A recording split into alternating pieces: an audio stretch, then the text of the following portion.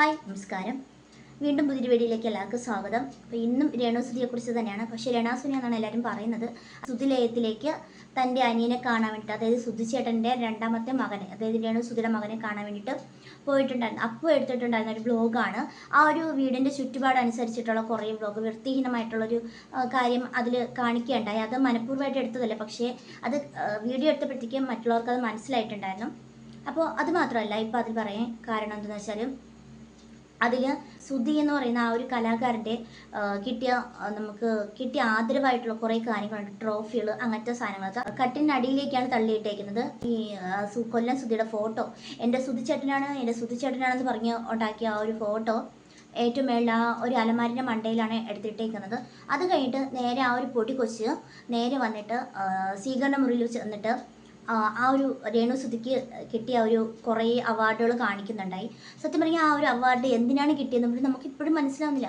വെറുപ്പീരിനുള്ള അവാർഡാണോ, ഇനി വളിപ്പീരിനുള്ള അവാർഡാണോ, ഇനി നെഗറ്റീവ് കമൻസിനുള്ള അവാർഡാണോ, എന്തിനുള്ള അവാർഡാണ്, ഇവരെന്ത് കാണിച്ചിട്ടാണ് ഈ ആ ഒരു അവാർഡ് കിട്ടിയതെന്ന് നമുക്കറിയത്തില്ല. എന്തായാലും ഒറ്റയ്ക്ക് വഴിവെട്ടി വന്ന ഒരു വ്യക്തിയാണ് ഈ സുധി എന്ന് പറയുന്നത്, കൊല്ലം സുധി എന്ന് പറയുന്നത്. അതേ പാത തന്നെ പിന്തുടരുന്ന ഒരു മകനാണ് ഈ കിച്ചു എന്ന് പറയുന്നതും. അപ്പോൾ ആ കിച്ചു കുറേ കാര്യങ്ങൾ ആ ഒരു വീഡിയോസിൽ കാണിക്കണ്ടായി. അത് മനഃപൂർവ്വമായിട്ട് കാണിച്ചതല്ല, അത് കാണുമ്പോഴത്തേക്കും മനസ്സിലായിട്ടുള്ള കാര്യങ്ങളാണ്. ജനങ്ങൾ ഈ നെഗറ്റീവായിട്ടും പോസിറ്റീവായിട്ടും ഒക്കെ കമൻറ്റ് ഇട്ടേ. എന്തായാലും സുധി ബിഗ് ബോസിൽ കൺഫേം ആണെന്നാണ് അറിയാൻ സാധിച്ചത്. എന്തായാലും പോകട്ടെ, ഇതിനെക്കാട്ടിനും പൊളിക്കും. കാരണം പുറത്ത് നിന്നിട്ട് ഇത്രയും പൊളിക്കുന്നുണ്ടെങ്കിൽ ബിഗ് ബോസിനകത്ത് പോയിരുന്നിട്ട് എന്തൊക്കെ കാട്ടിക്കൂട്ടുമെന്ന് അവിടെ ചെന്നാൽ അറിയാം. എന്തായാലും ഇപ്രാവശ്യത്തെ ബിഗ് ബോസ് അടിച്ചു പൊളിക്കുമെന്നുള്ള കുറച്ച് എക്സ്പ്ലനേഷനായിട്ട് ആൾ വന്നിട്ടുണ്ട്. കിട്ടിയ ആ ഒരു ട്രോഫിയൊക്കെ കട്ടിനടിയിലൊക്കെ വച്ചേക്കുന്നതിൻ്റെ കുറച്ച് കാരണങ്ങളൊക്കെ ആൾ വെളിപ്പെടുത്തുന്നുണ്ട്. അപ്പോൾ ആ ഒരു വെളിപ്പാടുകളൊക്കെ നമുക്കൊന്ന് കേട്ടു നോക്കാം. സത്യം പറഞ്ഞാൽ ഞാനത് കണ്ടില്ല.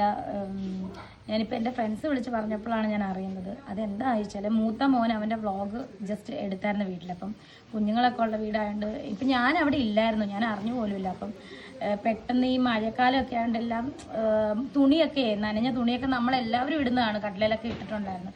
അതുപോലെ അത് പോട്ടെ, അത് പെട്ടെന്ന് വന്ന് എല്ലാവരും അത് അവാർഡ്, എൻ്റെ അവാർഡെല്ലാം ഞാനെടുത്ത് മേശപ്പുറത്ത് വെച്ചിട്ട് സൂചിച്ചേണ്ട അവാർഡെല്ലാം എടുത്ത് ഉപേക്ഷിച്ച നിലയിൽ നിന്നാണ് വന്നത് വാർത്ത. സത്യം പറഞ്ഞാൽ അങ്ങനെയല്ല. കുഞ്ഞെന്ന് പറഞ്ഞാൽ അവൻ ഈ കുഞ്ഞു പ്രായമാണ്. അവൻ ഈ നല്ല നല്ല സാധനങ്ങൾ, എൻ്റെ ഫോണാണെങ്കിലും എടുത്ത് പാത്ത് കൊണ്ടുപോയി നശിപ്പിക്കും.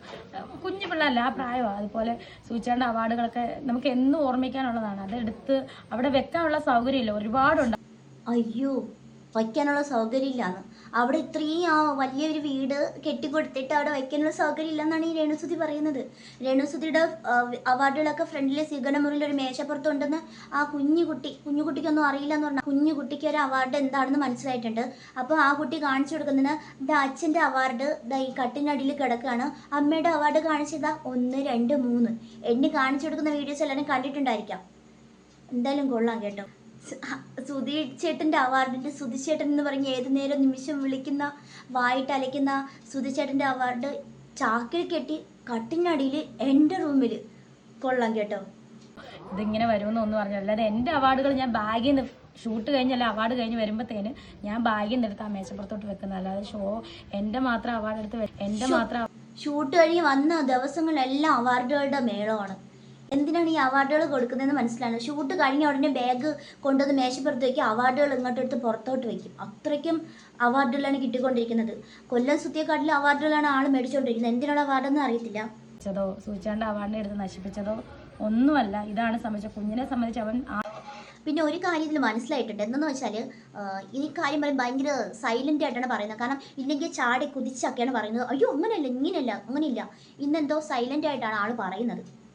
എല്ലാവരും കള്ളത്തരം കണ്ടുപിടിക്കുമ്പോഴത്തേക്ക് എല്ലാവരും പതുക്കുന്നു അമ്മ. കാരണം എന്താ വെച്ചാൽ, ബിഗ് ബോസിൽ കയറേണ്ട ഒരു ഇതല്ലേ. അപ്പം മൗനം പാലിച്ചാൽ മാത്രമേ സപ്പോർട്ട് ഒന്നും വായിച്ചിട്ടില്ല. എന്തെന്ന് വെച്ചാൽ, അത് വെച്ചാൽ നമുക്ക് ജീവിക്കാൻ പറ്റുള്ളൂ. കാരണം രേണുസുതി എന്ന് പറഞ്ഞാൽ മാത്രമല്ല ആൾക്കാർ ശ്രദ്ധിക്കത്തുള്ളൂ. ഇപ്പം തന്നെ ഭയങ്കരമായിട്ടുള്ള റീച്ചാണ് കിട്ടിയിരിക്കുന്നത്. ഒരു കലാകാരൻ്റെ പേരിനെ തന്നെ മുൻനിർത്തി വിറ്റ് ജീവിക്കുന്നെന്ന് പറയുന്നില്ലേ ഒരു കലാകാരനെ. അത് തന്നെയാണ് ഇവിടെ നമ്മൾ കാണാൻ സാധിക്കുന്നത്. കാരണം ഇതിപ്പോൾ കുറേ ആൾക്കാർ വന്ന് കുറ്റം പറയുമായിരിക്കും, താഴെ വന്നിട്ട് പറയും, അയ്യോ രേണുസുതി കുറ്റം പറയാൻ നിങ്ങൾക്ക് നിങ്ങൾ ചെലവിന് കൊടുക്കുമോ? ഇത്രയും വലിയൊരു വീട്ടിനകത്ത് വേറെ സ്ഥലമില്ലാന്ന്. ആ റൂമുകളൊക്കെ പിന്നെ എന്തിനാണ് കെട്ടി കൊടുത്തേക്കുന്നത്? ആ റൂമുകളിൽ അത്രയും വീട്ടുകാരെ കൊണ്ടുവന്ന് പാർപ്പിച്ചിട്ട് ആ വീട്ടിനകത്ത് സുധീയുടെ ഒരു ഫോട്ടോ വയ്ക്കാൻ സ്ഥലമില്ല, ട്രോഫികൾ വയ്ക്കാൻ സ്ഥലമില്ല. പക്ഷേ രണാസുനയുടെ ട്രോഫികളൊക്കെ അതിനകത്ത് സൈഡിലൊക്കെ നല്ല വൃത്തിയായിട്ട് വെച്ചിട്ടുണ്ട്. ആ 5 വയസ്സുള്ള കുഞ്ഞ് എണ്ണി പറയുന്നുണ്ട്, 1 2 3 ഇത്രയൊക്കെ ട്രോഫികൾ എൻ്റെ അമ്മയ്ക്ക് കിട്ടിയാന്ന് പറയും, കാണിച്ചു കൊടുക്കണ്ട്. വ്ളോഗ് ചെയ്തത് ഞാനില്ലായിരുന്നു വീട്ടിൽ. അവൻ വീട് അവൻ്റെ വീടല്ലേ, അവൻ്റെ അനിയൻ്റെ വീടാണ്. അവൻ്റെ അനിയൻ്റെ വീടാണ്. പക്ഷെ ആരാണ് താമസിക്കുന്നത്? രേണുസുധിയുടെ വീട്ടുകാരാണ് ആ വീട്ടിനകത്ത് നിന്ന് താമസിക്കുന്നത്. പിന്നെ എന്തിനാണ് അവൻ്റെ അനിയൻ്റെ വീടാണെന്ന് പറയുന്നത്? അവർക്ക് രണ്ടുപേർക്കും താമസിക്കാൻ വേണ്ടിയിട്ട് ഈ സുധിയുടെ അന്നത്തെ ആ ഒരു സാഹചര്യം, ആ ഒരു മരിച്ച സമയത്തുണ്ടായിരുന്ന ഈ ഒരു സ്ത്രീയുടെ സാഹചര്യം ഒക്കെ അനുമാനിച്ചിട്ടാണ് ആ ഒരു വീട്. ഈ 2 പിള്ളേരെ നോക്കി ഇവരുടെ അവസ്ഥ, ഇവർ അങ്ങനത്തെ അവസ്ഥയാണ്. ആ ഒരു പഴയ വീഡിയോസൊക്കെ എടുത്ത് നോക്കാം, ഇവരൊന്ന് റിവൈൻഡ് ചെയ്ത് നോക്കിയാൽ ഇവർക്ക് മനസ്സിലാവും അവരുടെ അവസ്ഥ കണ്ടിട്ടാണ്. കാരണം ഇനി അവർ സുധി ഇല്ലാത്തതുകൊണ്ട് വഴിയധാര ആകണ്ടോ എന്ന് വിചാരിച്ചിട്ടാണ് ആ ഒരു വീട് കൊടുത്തത്. ആ ഒരു വീട്ടിനകത്ത് ഇപ്പം ഈ രേണുസുധിയുടെ വീട്ടുകാരാണ് വന്ന് താമസിക്കുന്നത്. ആ വീടിനെ നാശക്കോട്ടയാക്കി വെച്ചേക്കാണ്. അപ്പോൾ ഈ കിച്ചുവിന് അവിടെ ഒരു സ്ഥാനം നമ്മളവിടെ കാണുന്നില്ല. കാരണം കിച്ചു അവിടെ ഉണ്ടായിട്ട് ഒരു ഗസ്റ്റ് എന്ന് പോലുള്ള ഒരു സ്ഥാനം പോലും അവിടെ ഇല്ല. കാരണം ഓരോ റൂമിലും ഓരോ ആൾക്കാർ ഇരിക്കുകയാണ്, അവർക്കൊന്ന് എഴുതി കൊടുത്തേക്കാണ്. ഇല്ലെങ്കിൽ അതായത് ചാക്കിനകത്ത് സുധിച്ചേട്ടൻ്റെ ട്രോഫികളൊക്കെ സേഫായിട്ട് കട്ടിൻ്റെ അടിയിൽ മൂലയിൽ കുഞ്ഞെടുക്കണ സാധനങ്ങൾ മറ്റേ സ്വീകരണ മുറിയിൽ മേശപ്പുറത്തും. പിന്നെ ഫോട്ടോ എടുത്ത് മറിച്ച് വെച്ചിട്ടുണ്ട് അലമാരയ്ക്ക് മണ്ടയ്ക്ക്.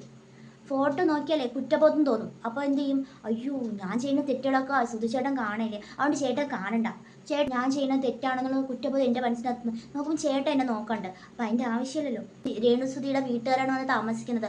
ആ വീടിനെ നാശക്കോട്ടയാക്കി വെച്ചേക്കാണ്. അപ്പോൾ ഈ കിച്ചുവിന് അവിടെ ഒരു സ്ഥാനം നമ്മളവിടെ കാണുന്നില്ല. കാരണം കിച്ചു അവിടെ ഉണ്ടായിട്ട് ഒരു ഗസ്റ്റ് എന്ന് പോലുള്ള ഒരു സ്ഥാനം പോലും അവിടെ ഇല്ല. കാരണം ഓരോ റൂമിലും ഓരോ ആൾക്കാർ ഇരിക്കുകയാണ്, അവർക്കങ്ങ് എഴുതി കൊടുത്തേക്കാണ്. ഇല്ലെങ്കിൽ ഈ വീട്ടുകാരെ കൊണ്ടുവന്ന് നിങ്ങളുടെ വീട്ടിൽ പാർപ്പിച്ചിട്ട് പറയാം, ഇത് കിച്ചുവിൻ്റെ വീടാണ്, ഇത് കിച്ചുവിനും മോനും കൂടി ഉള്ള വീടാണെന്ന് മാനമര്യാദയ്ക്ക് പറയുക. അല്ലാണ്ട് എല്ലാവരെയും കൊണ്ട് താമസിച്ചിട്ട് ഇത് കിച്ചുവിൻ്റെ വീടാണ്, അവൻ എപ്പോഴും വേണമെങ്കിലും വരാമെന്ന് പറഞ്ഞാൽ അവൻ എന്തോ സ്വാതന്ത്ര്യം ഇരിക്കുന്നു. ആ ഒരു വീട്ടിൽ ആ ഒരു വീഡിയോ എടുക്കാൻ വന്നപ്പോൾ കണ്ടത് തന്നെ എല്ലാവരും.